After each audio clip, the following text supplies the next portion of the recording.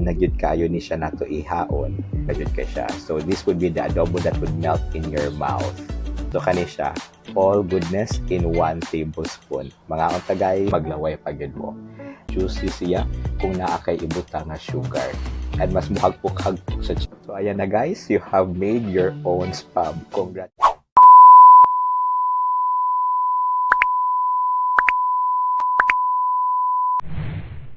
Hi guys! Welcome again to another episode of our home cooking series. Why our? Because this home cooking series will also involve you. So if ever you want to learn about home cooking or if ever you have some home cooking recipes that you want to share, please make this as your venue. Before I proceed, I would like to thank for all your supports, comments, suggestions, and for all the shares. Daghan jud kaayong salamat. And for that, I would like to make a special shout out to all the Bisaya YouTubers. Maayong adlaw na to tanan, good vibes, share peace and love, and more power lang yun ka natong tanan. Okay, so for tonight, if you have noticed 2 episodes ago, ako ang nagluto og humba.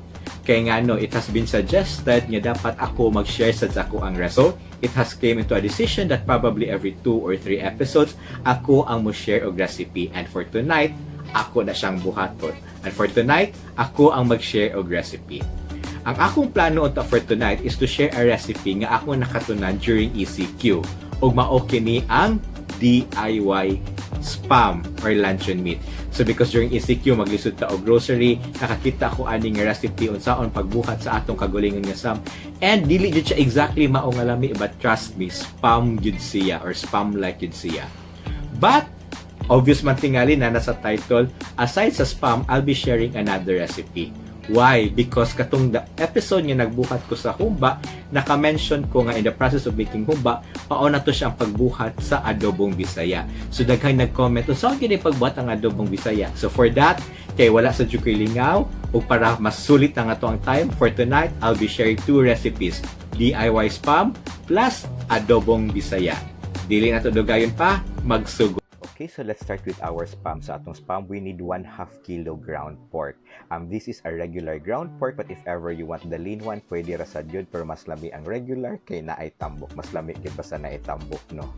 And we have here 2 tablespoons of sugar, 1 teaspoon white pepper, and 1 teaspoon also of salt. For if ever na amoy pink salt, mas better. And if ever ganahan mong more peppery, pwede sa yubutangan og 1 teaspoon of black pepper. And we have here 4 tablespoons of fish sauce and 4 tablespoons of cornstarch. And we will be needing also 1/4 cup of cold water. So again, dapat cold water yun siya. So it is very simple. Ato ra gyud i-mix ang tanan nga sa ato ang meat. So we have the salt, then we have the pepper, and we also have the sugar. Okay, so again, kung ganahan mo, pwede mo tanga black pepper o mas better pink salt if ever. Then, ang cornstarch, dili nato i-dissolve daan. Ato na siyang ibutang diretso nga nihi. And also, the fish sauce. Okay, so, patis ni siya guys ha, kasi magtoyo ninyang mabutang. And 1/4 cup of water. Again, it is a cold water, then ato na dayon siyang i-mix. So, after or maglisod dahil ni ang spatula. So, I usually use my kaning serving spoon nga dako. Kaya mas mamash ato siya karon because our goal is ma-mix siya at the same time also mamash og tarong ang meat. Because if you have noticed, ang ato ang spam medyo naman na siya murag thread or murag nahihibla, diba? Or murag mashed siya nga meat. So, that is our goal. So, dapat mamash nato og tarong ang ato ang ground pork. So, see, mash lang yun. Kaya nang nakikalagot gamay sa baboy. Kinahanglan yun ito siya idukot lang yun more. And if you have noticed, murag mausab na sad ang color sa ato ang baboy. So yes guys, medyo effort ni siya gamay, pero trust me, worth it lang yun ang tanan yung effort sa inyong pag-mash ani niya. Kaya the more mash, mas better yun siya. So actually, nito siya banding time. So usually, mag-mash ka for around mga 5 minutes or usually 10 minutes kung mas dugay. And now, ato na siyang ibutang sa hulmahan. So, I usually just use small cups or saucers nga pwede ra po siya i-simmer kay ato man ni siyang i-simmer later on. So, dili pwede plastic or I don't know kung pwede bang plastic, but I'm using this one kay para at least gamay ra sad siya. So, murag one portion siya, akong usa ka lutuan na siya. Then, if ever ganahan mo pang family size, so you can use alianera sa kanang leche flan, mas dako. But always remember lang ha nga i-pack good og tarong to avoid bubbles kay or murag walay air pocket kung say tawag ana niya kay if ever man gud murag na ay bubbles inig slice ninyo later on na tendency nga mabungkag or dali makrak ang ato ang spam so murag dili siya nindot tan-awon inig slice na to. So ana lang for picture purposes or for Instagram purposes mas better yun kung ipack yun na to siya og tarong. Kaya of course mas nindot yun kung dasok or meaty or siksik ang ato ang meatloaf. Then after that, we can cover it with foil. If ever wala gali mo foil, pwede ra sa jud og plastic. Basta just make it sure sealed siya og tarong kay para walay water mo sulod later on inig steam nato.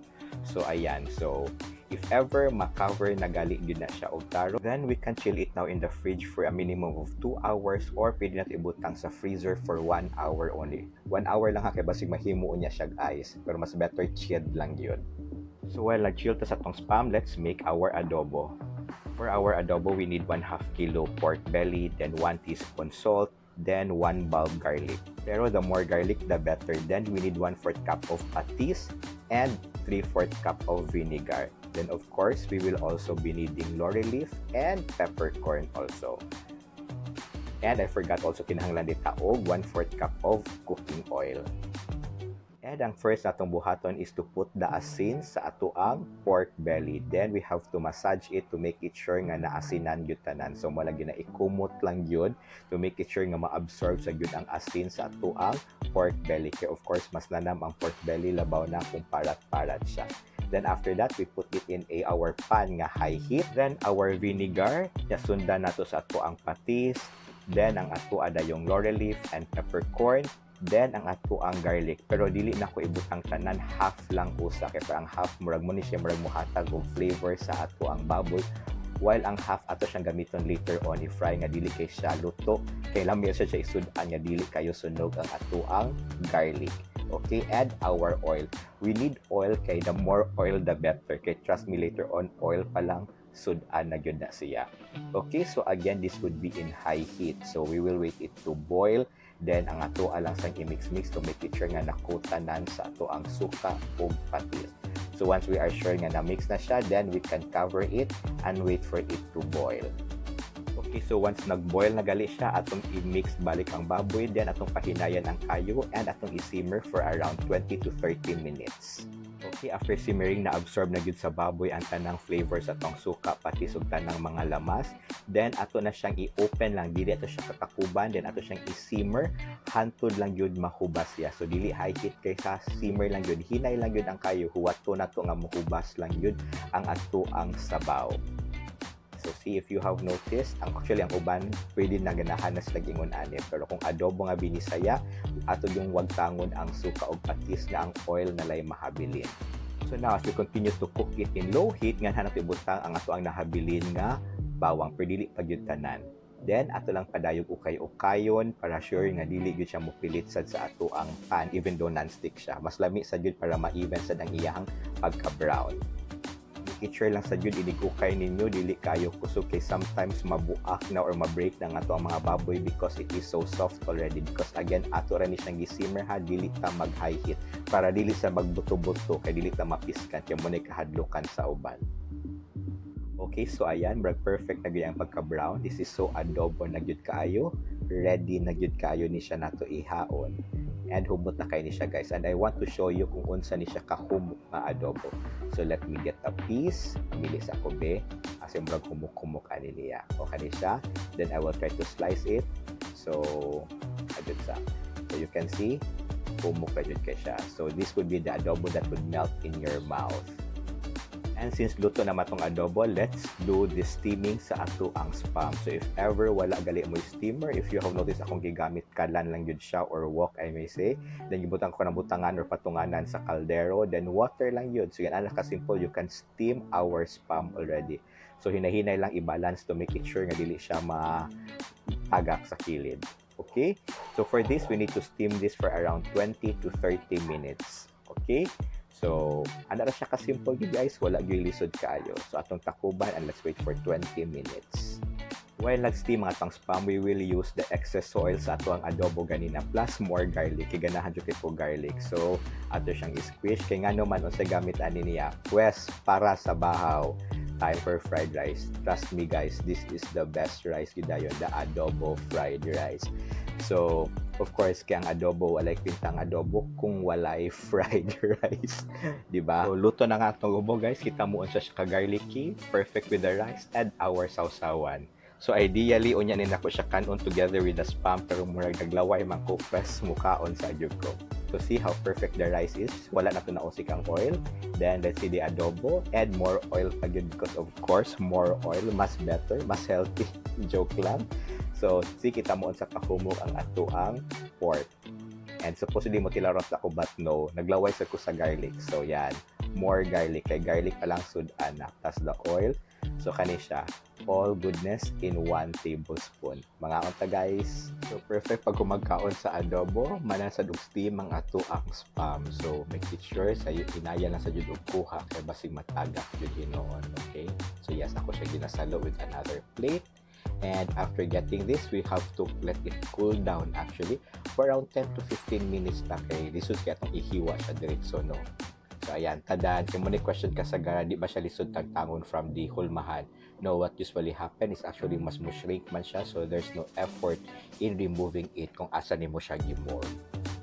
So, after cooling down in around 15 minutes, so pwede to siya i-slice into a spam slices ready to luto. Usually, you can keep this already in the fridge. Pero ako gusto na ko i-slice siya daan para slice tang akong hipuson sa ako ang fridge. And actually, this can stay in your fridge in around 2 to 3 weeks. Kay luto naman siya. But actually, sa mua or sa ako, amurag 1 day lang or 2 days hurot na gyudayon ni siya tanan. So, that's it. Since ready na to ang spam, we should fry this na dayon karong taon. Sharing also my secret tip kung saon pagluto nga mas lami ang inyong spam, inyong meatloaf or inyong hotdog. Okay, so of course kinahanglan jud ka og oil. So we have to fry our spam around 2 to 3 minutes on each side. And tanawa when you flip it over at least karon mas makita na yun ninyo kung unsa gyud siya ka spam like, diba? So isn't it amazing you've made your own spam already? Okay, ato i-close up para mas maglaway pa gyud mo. And with this, murag gutom lagi ko og balik bisan man ako kaog adobo. Okay, so this is just the regular way how to cook your spam. Pero for me, kani I'll be doing my second batch. Ako ang secret recipe kung magluto ko og spam or hotdog, kanang dayog haon or hindi flip over nako, butangan nako siya og sugar. Trust me guys, it elevates the flavor sa mga canned goods. Joke lang. Labaw na sa hotdog and sa spam. And of course, more sugar, the better. Now, so see, mas caramelize siya and mas lami siya kanon. And mas mo juicy siya kung naa kay ibuta nga sugar. And mas muhagpok-hagpok sa siya gamay. So sorry, nagyub kaayo. Pero kung bawal mo sugar, ayaw niyo ibuta nga yung sugar ha. So ayan na guys, you have made your own spam. Congratulations. Please make one soon ha. Okay guys! So for that, ang adobo kanang nahurot gali na ko while making this for napay spam. Nga ano itong spam? Pinaglaway sa ko. Mauna, if you have noticed, two of our recipes puro sa good simple and plus dili kay nakadali pero simple na jud kay siya buhaton kay medyo time consuming ang pag-simmer nato ug ato ang pagpa-chill. Okay, pero dali ra sa jud gihapon kayo siya. Again, for our adobo daghang dili gusto mo try kay mahadlok mapaso. So kita mo sa ato ang pag the way we cook earlier, ato na yung ihinay ang kayo i-simmer lang jud nato siya para dili mo buto-buto pero mura gyud po siya maprito or deep fried after.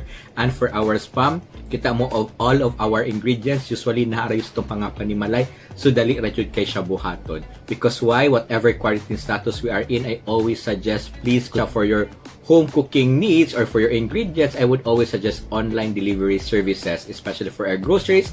Nga na ko i-recommend ang www.clickandshop.ph. Why? Because for them, they guaranteed a next day delivery. So, kung karon ka order, for sure, ugma ma-deliver na gyud dayon nila. Or if ever sometimes sayo ka mo-deliver sa buntag, usahay ikahapon ilahan na galing ma-deliver. And also, they practice a contactless delivery. So, in other words, dili gali gyud mo mag-abot sa driver. Pwede ra niya ibilin sa gawas na oras ng kaon gikan sa inyong gawas.